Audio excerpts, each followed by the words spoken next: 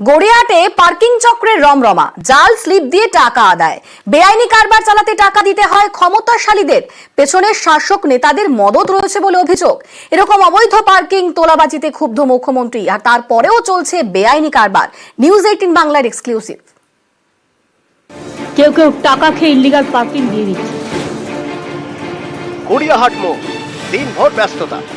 দেখুন এখানে কিভাবে রমরমিয়ে চলছে বেআইনি পার্কিং এর কারবার। গড়িয়াহাট মোড়ের একদিকে বালিগঞ্জ ফাঁড়ি, আরেকদিকে গোল পার্ক, উপর দিয়ে গিয়েছে ফ্লাইওভার। এর নিচেই পর পর দাঁড়িয়ে বাইক, স্কুটার, 4 চাকার গাড়ি। এর মধ্যে বেশিরভাগই বেআইনি পার্কিং। গড়িয়াহাট থানা থেকে কয়েক পা এগোলে উড়ালপুলের নিচে একটা অংশ জুড়ে পুলিশ কর্মীদের গাড়ি রাখার জায়গা। গড়িয়াহাট মোড়ের দিকে একটু এগিয়ে যেতেই পুরসভার পার্কোম্যাট। কলকাতা পুরসভার তরফে একটি সংস্থাকে লাইসেন্স দেওয়া হয়েছে যারা এই পার্কোম্যাট চালায়।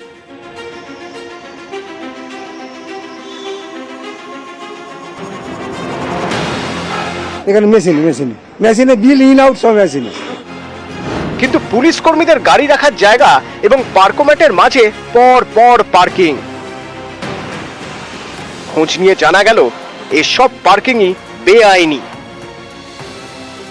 এখানে স্লিপ দেওয়া হয়, ছাপানো স্লিপ, কিন্তু তাতে পুরসভার কোনো স্ট্যাম্প নেই, শুধু লেখা আছে কত টাকা নেওয়া হচ্ছে সেটা। অভিযোগ, যার কাছে যেমন পারা যায় সেভাবে পার্কিং ফি নেওয়া হয়। 2 চাকার জন্য ঘন্টায় 10 থেকে 15 টাকা, 4 চাকার জন্য ঘন্টায় 20 থেকে 30 টাকা। বেশিরভাগ সময় স্লিপও দেওয়া হয় না। স্লিপ দেয় আপনাকে? না, পুরসভার মেশিন থেকে বারবার না না না না না না, কেউ দেয় না। যা রেট 10 টাকায় ঘন্টা, আর বাইক 5 টাকা ঘন্টা। গড়িয়াহাট মোড় থেকে ধরুন এগোচ্ছেন গোল পার্কের দিকে, সেখানেও ব্রিজের নিচে অবৈধ পার্কিং, নেই বৈধ লাইসেন্স, নেই মেশিনের স্লিপ। আমি স্যার পার্কিংওয়ালা না, এখানে আমাকে বললো দেখতে, আমাকে আমি জিজ্ঞেস করলাম ওকে যে কত করে বলবো, উনি বললো যে বলবি 20 টাকা ঘন্টা। এবার পার্কিং আপনি ওখানে ভিডিও করছিলেন বলে পার্কিংওয়ালা ও দেখে ভয়তে পালিয়ে গেছে। এই টাকাটা নিয়ে কাকে দিচ্ছ তুমি টাকাগুলো? তুমি বলছো আমি তোমার হয়ে কাজ করছি, আমি তোমাকে দিয়ে দিচ্ছি। কাকে দিচ্ছ? সে কার হয়ে কাজ করছো তুমি? যার ডিউটি কাজে তার হয়ে করি। কে ডিউটি করে এখানে? কারা ডিউটি করে? অনেক আছে। কারা? অনেকে কারা? অনেক আছে, এবারে আমি কি করে বলবো। ভুলভাল স্লিপ, সেই স্লিপ কেটেই রমরমিয়ে চলছে বেআইনি পার্কিং এর কারবার। আমি পুরসভার তরফে অথরাইজ। কত করে নেন এখানে? 10 টাকা। এই স্লিপগুলো যে দেওয়া হয় বিভিন্ন পার্কিংয়ে, গড়িয়াহাটে মোড়ে স্লিপগুলো দিতে, এগুলো কি বৈধ না অবৈধ? এগুলো অবৈধ। সারি সারি গাড়ি, প্রতি ঘন্টায় টাকা। রোজ কত টাকা ওঠে, কাদের পকেটে যায় এই টাকা?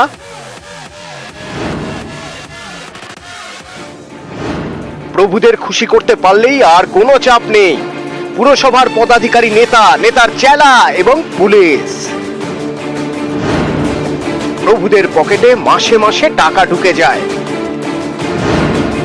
দৈনিক প্রায় 10,000 টাকা দিতে হয় এইসব ক্ষমতাশালীদের। তাহলেই কলার তুলে চালানো যায় বেআইনি পার্কিং এর অবৈধ কারবার। গড়িয়াহাটে হাতে গোনা কয়েকটি জায়গায় বৈধ পার্কিং এর ব্যবস্থা রয়েছে, সেখানে কর্মীদের গলায় চলে আই কার্ড। মেশিন থেকেই দেওয়া হয় বিল, কিন্তু বেশিরভাগ জায়গাতেই এসবের বালাই নেই। থাকবেই বা কি করে? সবই তো বেআইনি। এই যে সিস্টেমটা, এটা তো আজকে না, বহুদিন। আমি যখন সিপিএম আমলেই গত 24শে ফেব্রুয়ারি এই বেআইনি পার্কিং নিয়ে ট্রাফিক পুলিশের ডেপুটি কমিশনারকে অভিযোগ জানায় কলকাতা পুরসভা। তারপরেও যে কে সেই। গড়িয়াহাট থানার নাকের ডগাতেই আজও রমরমিয়ে চলছে বেআইনি পার্কিং। অত শিল্প আমার নেই, আমি করে দেবো। নেই? কালকে স্লিপটা আমাকে দেননি? এই স্লিপটা আপনি দিয়েছেন কি দেননি কালকে? বেআইনি পার্কিং বন্ধ করতে পারলে পার্কিং এর মোটা টাকা প্রতিদিন সরকারের ঘরে ঢুকতো, কিন্তু তার হচ্ছে কই? প্রভাবশালীরা টাকা খাচ্ছেন আর বেআইনি পার্কিংও চলেই যাচ্ছে। কলকাতা পুরসভা এবং কলকাতা পুরসভার থেকে বরাদপ্রাপ্ত এজেন্সি ছাড়াও কলকাতা শহরের বুকে বিভিন্ন জায়গাতে অবৈধভাবে পার্কিং চলছে। এই ধরনের বিভিন্ন স্লিপ তারা ছাপিয়ে একের পর এক স্লিপ তারা দিচ্ছেন বিভিন্ন জনকে পার্কিং করার জন্য, এবং এইভাবেই তারা অবৈধভাবে এখানে পার্কিংয়ের ব্যবসা চালিয়ে যাচ্ছে। ক্যামেরা কাঞ্চনের সঙ্গে অমিত, নিউজ 18 বাংলা, কলকাতা। কলকাতা শহরে দ্রুত পার্কিং সমস্যা মেটাতে উদ্যোগী মেয়র। কলকাতায় আর কোনো বেআইনি পার্কিং থাকবে না। পার্কিং করলে পিওএস মেশিনে পার্কিং এর টাকা, কোথায় ফ্রি পার্কিং আর কোথায় ফ্রি পার্কিং তারও বোর্ড লাগানো থাকবে বলে আশ্বাস মেয়রের। মুখ্যমন্ত্রী যেটা বলছেন multiple car parking, multi level car parking, সেগুলোর জন্য কয়েকটা জায়গা আমরা খুঁজছি। 1 মাস পর থেকে 100% আমরা ইপোজ মেশিনের বেসিসে আমরা তুলবো, যা এক্সিস্টিং রেট আছে সেই রেটই ডিসপ্লে করে দেবো, যেটা কোন জায়গাটা ফ্রি কার পার্কিং, কোনটা ফ্রি কার পার্কিং, যাতে মানুষের অসুবিধা না হয়, যাতে ওখানে কোনো পার্কিং মাফিয়া যাতে আবার পার্কিং না তুলতে পারে।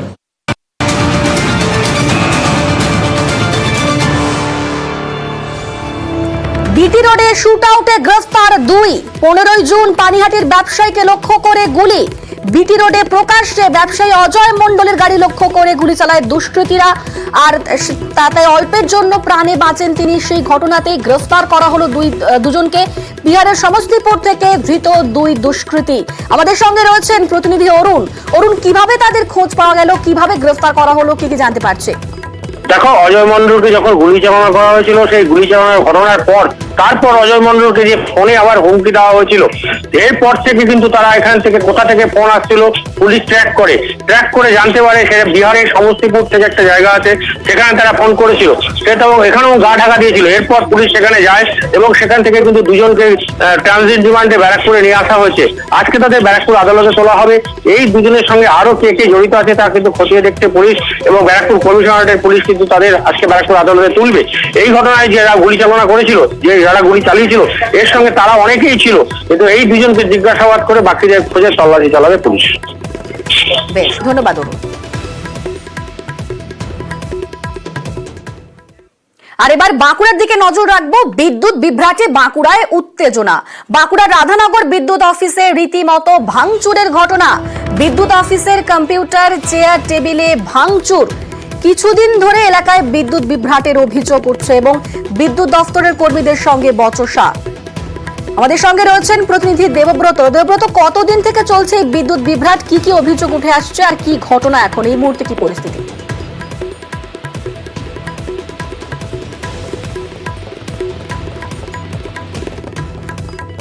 আমাদের সঙ্গে যোগাযোগ করার চেষ্টা করব প্রতিনিধি। তবে আরো একবার জানিয়ে রাখি যে ঘটনা বিদ্যুৎ বিভ্রাটে বাঁকুড়ায় রীতিমতো উত্তেজনার পরিস্থিতি। বাঁকুড়ার রাধানগরে বিদ্যুৎ অফিসে ভাঙচুর। আমাদের সঙ্গে রয়েছেন প্রতিনিধি দেবব্রত। একেবারেই দেখো, এলাকার মানুষ যেমনটা অভিযোগ করছে, এলাকায় বেশ কিছুদিন ধরেই বিদ্যুৎ বিভ্রাট চলছিল। অল্প মেঘ করলে, বৃষ্টি হলেই এলাকায় বিদ্যুৎ চলে যায়। একেতেই তীব্র গরম, তার উপর বিদ্যুৎ চলে গেলে অতিষ্ঠ হয়ে পড়ছিল এলাকার মানুষজন। যে কারণেই এলাকার কিছু যুবক একজোট হয়ে এদিন রাধানগর অর্থাৎ বিষ্ণুপুর থানার যে রাধানগর বিদ্যুৎ অফিসের একটি শাখা অফিস রয়েছে সেখানে যায়। সেখানে গিয়ে প্রথমে বিদ্যুৎ দপ্তরের যে সমস্ত কর্মীরা রয়েছে তাদের সঙ্গে বচসায় জড়িয়ে পড়ে। তারপর চরমে গিয়ে পৌঁছায় সেই বচসা। ভাঙচুর শুরু করে বিদ্যুৎ দপ্তরের বিভিন্ন জিনিসপত্র, চেয়ার টেবিল থেকে শুরু করে কম্পিউটার, সমস্ত কিছু ভাঙচুর করা হয়। বিদ্যুৎ দপ্তরের কর্মীদেরও হেনস্থা করার অভিযোগ উঠছে। ঘটনার খবর পেয়ে তড়িঘড়ি ঘটনাস্থলে যায় বিষ্ণুপুর থানার পুলিশ। ঘটনাস্থল থেকেই 10 জনকে গ্রেপ্তার করে বিষ্ণুপুর থানার পুলিশ। যদিও এখন পরিস্থিতি একেবারেই নিয়ন্ত্রণে, কারণ অভিযুক্তদের গ্রেপ্তার করা হয়েছে। গ্রেপ্তার করে তাদের বিষ্ণুপুর মহকুমা আদালতে তোলা হয়েছে। বেশ, নিরাপত্তারক্ষী, অফিস নিরাপত্তারক্ষী কি বলছেন শোনাবো।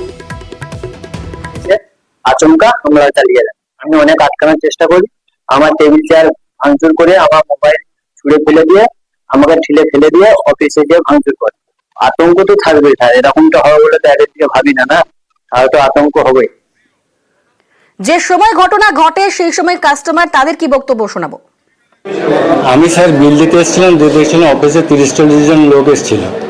যে অফিসে ভাঙচুর চলছিল, এখানে একটা বাস দিয়ে এগুলা সব ভাঙাভাঙি করছিল আর করছিল। ইলেকট্রিক অফিস ঢাকলাঘাগলি চলছে, এখানে এইটা ভাঙছে, ওটা ঢুকছে। লাইনের একটু প্রবলেম ছিল, ওই জন্য হচ্ছিল। না এত বড় ঘটনা নাই, এমনি টুকটাক লাইন গেছে, অফিসে আইছে, বলেছে, ঝামেলা করেছে, চলে গেছে। কিন্তু এরকম